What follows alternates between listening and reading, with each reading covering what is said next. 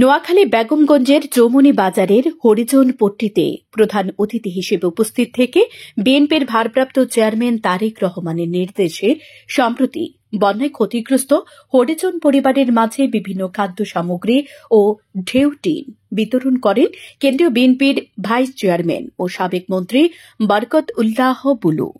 মঙ্গলবার বিকেলে বেগমগঞ্জ উপজেলা বিএনপির সভাপতি বাবু কামাখ্যা চন্দ্র দাসের সভাপতিত্বে যুবদলের আহ্বায়ক রুস্তম আলীর সঞ্চালনায় অনুষ্ঠানে বিশেষ অতিথি হিসেবে উপস্থিত ছিলেন উপজেলা নির্বাহী কর্মকর্তা আরিফুর রহমান, বেগমগঞ্জ মডেল থানার অফিসার ইনচার্জ লিটন দেওয়ান, ঢাকাস্থ ফরাজি হাসপাতালের ব্যবস্থাপনা পরিচালক ড মুক্তার হোসেন, চৌমুহনী সাধারণ ব্যবসায়ী সমিতির কার্যকরী পরিষদের সভাপতি মোর্শেদুল আমিন ফয়সাল উপস্থিত থেকে হরিজন পরিবারের মাঝে ঢেউটিন ও খাদ্য সামগ্রী বিতরণ করেন।